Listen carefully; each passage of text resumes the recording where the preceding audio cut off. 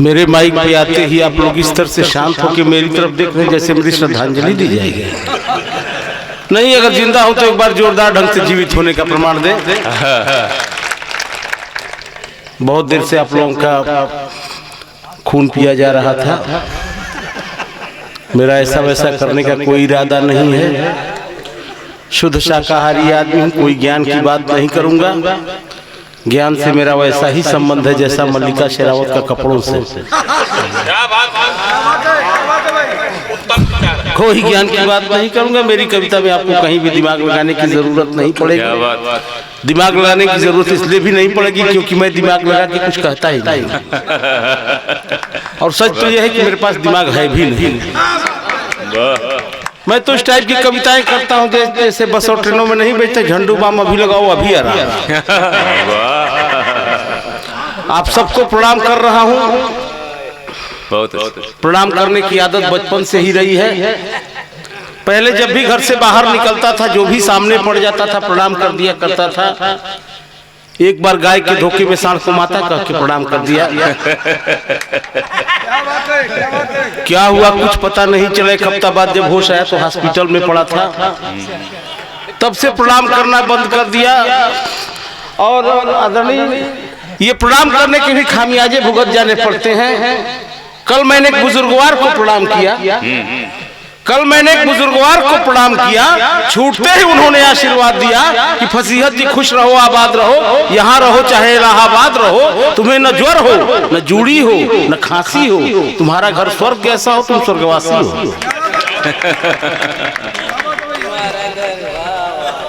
अभी हम लोगों का राष्ट्रीय पर्व वैलेंटाइन डे, अच्छा बता रहे हैं कि आने वाला है। इनको ज्यादा पता है। मैं वैलेंटाइन डे को राष्ट्रीय पर्व कहता हूँ तो बुजुर्गों को खराब लगता है। और अगर वैलेंटाइन डे राष्ट्रीय पर्व घोषित नहीं है तो घोषित हो जाना चाहिए। मैं कहता हूँ वैलेंटाइन डे को राष्ट्रीय पर्व तो बुजुर्गों को खराब लगता है। और इसलिए खराब लगता है कि इनके जमाने में वैलेंटाइन डे था ही नहीं। अब हम लोग के जमाने में वैलेंटाइन डे आया है तो इन लोगों को बुरा लगता है। लेकिन सही बताऊं कि पिछली बार वैलेंटाइन डे के दिन मैं भी पार्क में चला गया था। मिथिलेश भाई आपकी कसम खाकर पिछली बार वैलेंटाइन डे के दिन मैं भी पार्क में चला गया था। मैंने एक लड़की को फूल दिया। अरे बाप, जैसे ही फूल दिया उसे खींच के एक थप्पड़ मारा। अरे मैंने कहा मैडम ये क्या मजाक कर रही हैं? वैलेंटाइन डे के दिन इतने प्यार से मैं आपको फूल दे रहा हूँ, आप मुझे थप्पड़ मार रही हैं। लड़की ने कहा परेशान मत हो, ये अपने अपने चुनाव चिन्ह की बात है। अब मजा लीजिएगा, तालियां बजाएगा। लड़की ने कहा अपने अपने चुनाव चिन्ह की बात है। तुम्हारा चुनाव चिन्ह फूल और मेरा चुनाव चिन्ह। क्या बात है, वाह। बाद में समझ में अच्छा वो लड़की कांग्रेसी थी। अगर कम्युनिस्ट की होती तो तालियां तो अब जगह थोड़ी देर बाद और समझ में आया कि ये भी अच्छा हुआ। अगर बसपा की होती तो फिर वैलेंटाइन डे के दिन उस पार्क से जो 4 पंक्तियां पैदा हुई वो 4 पंक्तियां आपके हवाले करता हूं। और उन 4 पंक्तियों से आपका छमाही टेस्ट भी लेना चाह रहा हूं कि मुझे कितनी देर तक माइक पे रहना है। ज्यादा देर तक माइक पे रख के अपनी इज्जत आबरू खतरे में डालना नहीं चाह रहा हूँ। वैलेंटाइन डे के दिन उस पार्क से जो 4 पंक्तियां पैदा हुई अब तक रखता हूँ। एक बार मुझे ताली बजा के आदेशित कर दीजिए कि अपनी दिलकश अदाओं से निमंत्रण मूक देती है। अपनी दिलकश अदाओं से निमंत्रण मूक देती है। गिरा के हुस्न की बिजली मेरा दिल फूंक देती। गिरा के हुस्न की बिजली मेरा दिल फूंक देती है। करूं मैं किस तरह से प्यार का इजहार तुम बोलो। करूं मैं किस तरह से प्यार का इजहार तुम बोलो। मैं उसको फूल देता हूँ वो मुंह पे थूक दे।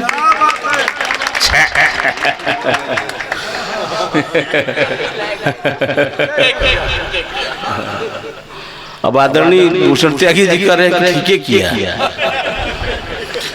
दरअसल में इनका कोई कसूर नहीं है, क्योंकि आदरणीय भूषण त्यागी जी से मेरा कुछ इस तरह का संबंध है जिसके चलते वो कह रहे हैं। मेरा आदरणीय भूषण त्यागी जी से क्या संबंध मैं बता रहा हूँ। समूह ग का संबंध। अभी आप इनको सुन रहे थे। मेरा आदरणीय भूषण त्यागी से क्या संबंध में बताता हूँ कि ये टापू है, मैं खाई हूँ। ये टापू है, मैं खाई हूँ। ये ओरिजिनल है, मैं परछाई हूँ। ये टापू है, मैं खाई हूँ। ये ओरिजिनल है, मैं परछाई हूँ। भ्रष्टता में हम दोनों अव्वल हैं, क्योंकि ये आशाराम है, मैं नारायण साईं हूँ। वाह, वो तो शक्ल सूरत से ही नजर आ रही है बातें। अब अवधेश भैया के समझ में आई था, ले चला आश्रम तक की न होके।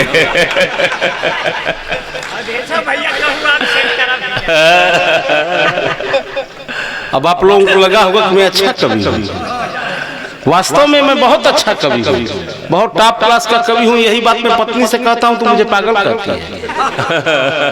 पता नहीं औरतें कवियों को पागल क्यों समझती हैं। इस मामले में मिथिलेश भाई की पत्नी तो इनको परमानेंट पागल समझती हैं। लेकिन सही बताओ भूषण भैया, मैं बहुत अच्छा कवि हूँ, बहुत टॉप क्लास का कवि हूँ। ऐसा नहीं कि मुझसे अच्छे कवि नहीं हुए। सूर कवि, तुलसी वगैरह वगैरह लोग अच्छे कवि थे, मर गए। आजकल इन लोगों के नाम पे बीड़ी और जर्दा बिक रहा है। बहुत अच्छा। मैं तो मरूंगा भी नहीं। सही बता रहा हूँ, नहीं मरूंगा। इसलिए नहीं मरूंगा क्योंकि मैं पैदा नहीं लिया हूँ, मैं पैदा नहीं हुआ हूँ, अवतार लिया। और आप पढ़े लिखे विद्वत जब बैठे हुए जानते होंगे कि जितने भी अवतार हुए सब मजबूरी में हुए।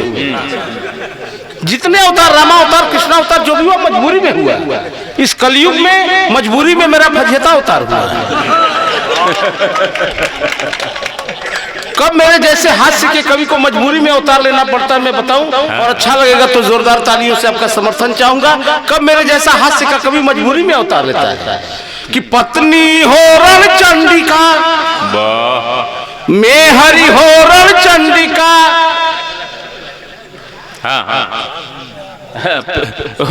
पत्नी पीड़ित वो है। नहीं, भगवान ने खाने के लिए मुंह दिया है, काम करने के लिए हाथ दिया है, चलने के लिए पांव दिया है, तो बैठने के लिए भी कोई सुंदर सी चीज दी है। उसका इस्तेमाल आप कीजिए। नहीं तो वो डार्विन ने कहा कि आदमी बंदर की औलाद है, जिस अंग का हमने प्रयोग करना बंद कर दिया वो अंग समाप्त हो गया। अब उस हिसाब से उस अंग का प्रयोग बंद हो जाएगा और समाप्त हो जाएगा, तो मैं तो टेंशन में आ जाता हूँ कि रासायनिक क्रिया कब होगी, कहाँ से होगी। तो बैठ जाइए भैया, इस तरफ आप फेविकोल डाल के बैठ जाइए।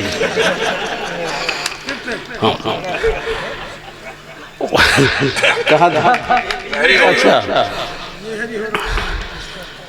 कब मेरे जैसा हास्य का कवि मजबूरी अपने अवतार लेता है कि मैं हरि हो रण चंडिका, पत्नी हो रण चंडिका, छोटा ससुरासान।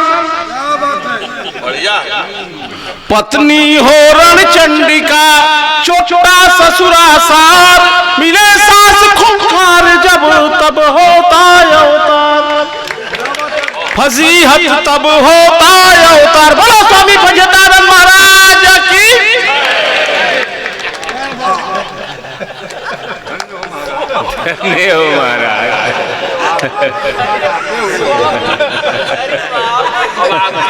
अच्छा अच्छा, आप लोग ईमान देखिए, मैं अच्छा करूँ।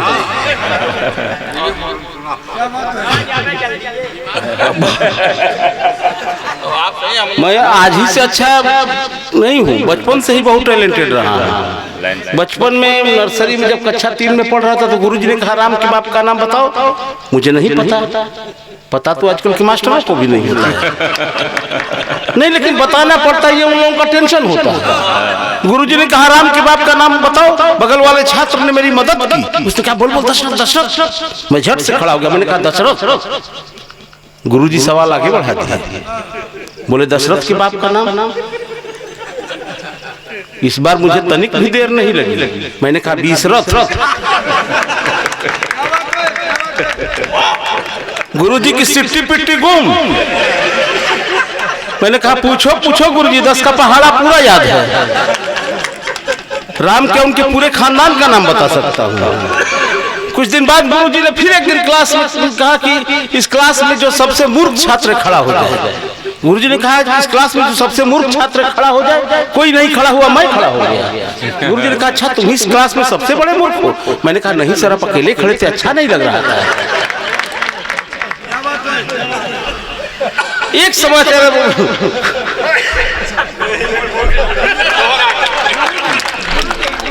अच्छा आप गुरुजी हैं।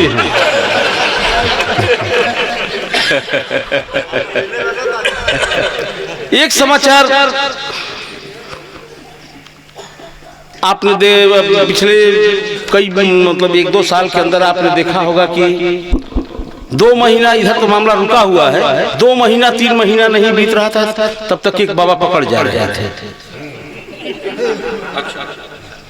2-3 महीना बीतते बीतते कोई ना कोई बाबा गिरफ्त में आ जाता था। मैं इस पे मंथन करने लगा कि आखिर ऐसा क्यों हो रहा है, क्यों इस तरह से रोज पकड़े जा रहे हैं लोग, रोज बाबा कोई ना कोई निकल जा रहा है, फर्जी बाबा। तो जब मैंने बहुत ध्यान से सोचा तो मुझे लगा कि इस देश में, भूषण भैया मैं आपके चरणों में बात कहना चाहता हूँ, आपके चरणों में जब मैं बहुत गहराई से सोचा तो मुझे लगा कि इस देश में कानून से, सजा से डर लोगों का धीरे धीरे कम होने लगा है। सजा क्या होनी चाहिए ताकि इस तरह का कृत्य परमानेंट बंद हो जाए, क्या सजा होनी चाहिए। और मैंने जो सजा निर्धारित की, अगर मोदी जी मान लें तो इस तरह का काम, इस तरह के कार्य पर पूर्णतया विराम लग जाएगा। क्या अगर कोई इस तरह का काम कोई करता पकड़ा जा रहा है तो क्या सजा होनी चाहिए कि जो देशद्रोही हो उन्हें सूली चढ़ाइए, जो देशद्रोही हो उन्हें सूली चढ़ाइए, पत्थर चलाने वालों पे गोली चलाइए, जो देशद्रोही हो उन्हें सूली चढ़ाइए, पत्थर चलाने वालों पे गोली चलाइए। यदि लिप्त दुराचार में कोई मिले बाबा, यदि लिप्त दुराचार में कोई मिले बाबा, ले जाके अस्पताल में बधिया कराइए।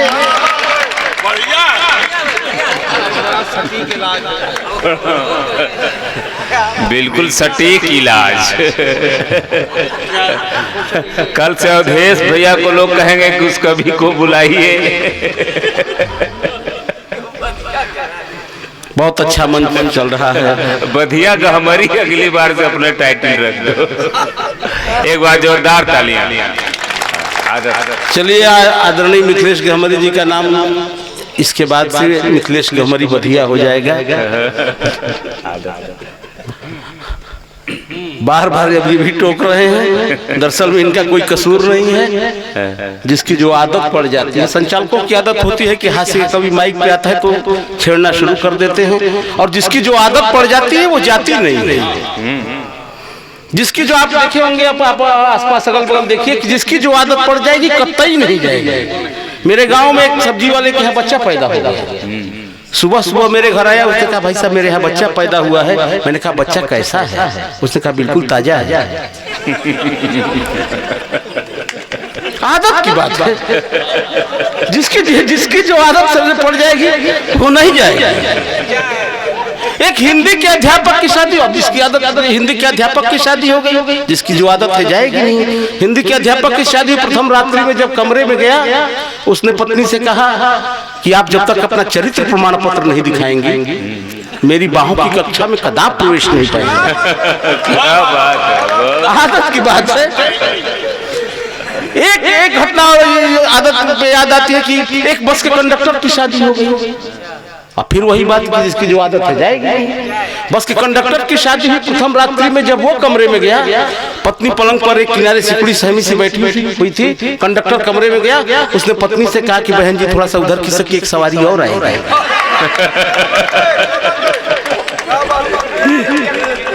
आदत की बात है।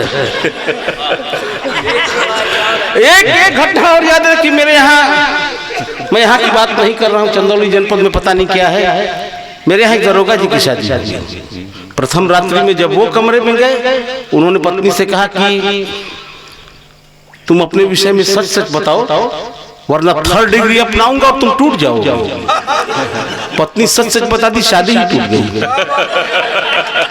1 बजे की एक मजे की घटना और दादा याद आ रही है कि मेरे यहाँ एक विधायक जी की शादी हो गई। अब जब विधायक जी की शादी हुई तो जिसकी जो आदत है वही बात कही जाएगी। विधायक जी की शादी हुई प्रथम रात्रि में, जब वो कमरे में जाने लगे, पीछे पीछे चमचे भी जाने लगे। दरवाजे के पास जाके पीछे मुड़ के देखे समर्थक, उनका दिमाग खराब हो गया। उन्होंने कहा तुम लोग जाओ, अब तुम लोगों का काम समाप्त हो गया। समर्थकों ने कहा कि नहीं विधायक जी आप अंदर जाइए, हम आपका बाहर से समर्थन करेंगे। मजे की बात तालियां अब है कि 10-15 मिनट बाद क्या हुआ मुझे नहीं पता। 10-15 मिनट बाद समर्थक नारा लगाना शुरू कर दिए कि विधायक जी संघर्ष करो, हम तुम्हारे साथ हैं।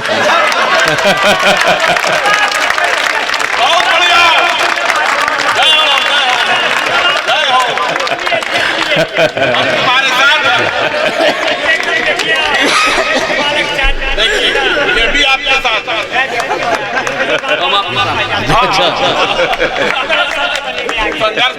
एक रचना पढ़ के मैं शहीद हो जा रहा हूँ।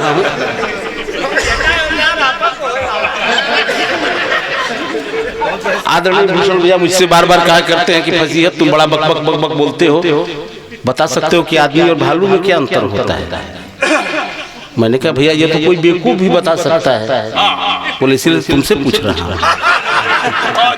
इन्होंने कहा आदमी और भालू में क्या अंतर होता? मैंने कहा साधारण सी बात है, भालू हजामत नहीं बनवाता, सेव नहीं करता।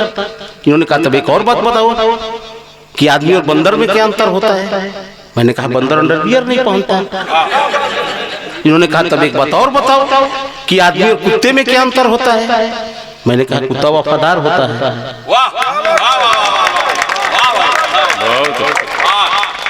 इन्होंने कहा आदमी और कुत्ते में क्या अंतर होता? मैंने कहा कुत्ता वफादार होता है। इन्होंने कहा तब एक अंतिम बात बताओ कि आदमी और भ्रष्ट नेता में क्या अंतर होता है? और मैंने जो जवाब दिया, लगे कि मैंने सही जवाब दिया है। मेरा जवाब आप सबका जवाब है, तो भरपूर तालियों से इस छोटे कवि को आशीर्वाद दीजिएगा। इन्होंने कहा आदमी और भ्रष्ट नेता में क्या अंतर होता है? मैंने कहा आदमी थोड़ी सी कोशिश करे तो भ्रष्ट नेता बन सकता है, भ्रष्ट नेता लाख कोशिश करे आदमी नहीं बन सकता। एक व्यंग की रचना आदरणीय जिसका आपने आदेश किया है।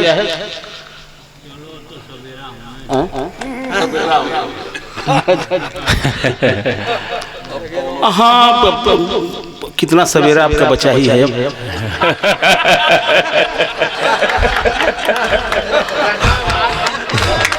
नहीं नहीं नहीं एक व्यंग की रचना कि मेरे गांव के कुत्तों का नेता भौंक भौंक के कर रहा था ऐलान। मेरे गांव के कुत्तों का नेता भौंक भौंक के कर रहा था ऐलान, प्यारे कुत्ते भाइयों हो जाओ सावधान, हमारी भी है कुछ इज्जत कुछ शान। आज आदमी घुसखोरों को कुत्ता कह रहे हैं, आज आदमी घुसखोरों को कुत्ता कह रहे हैं। आपसी मतभेद के कारण हम सुन सह रहे हैं। कल तक जो हमारी वफादारी के कायल थे, आज खुलेआम हमारा उपहास कर रहे हैं। हमारी तुलना घुसखोर डंडाधारियों, कामचोर कर्मचारियों, मुनाफाखोर व्यापारियों, यहाँ तक कि भ्रष्ट खद्दरधारियों से कर रहे हैं। हमारी तुलना घुसखोर डंडाधारियों, कामचोर कर्मचारियों, मुनाफाखोर व्यापारियों, यहाँ तक कि भ्रष्ट खद्दरधारियों से कर रहे हैं। जात के नाम पर आओ खाए कसम, जात के नाम पर आओ खाए कसम, एक हो रहेंगे हम, अब न किसी को काटेंगे न टोकेंगे। यदि वो कुत्ता है तो वही भौंके, हम नहीं भौंकेंगे, हम नहीं भौंकेंगे।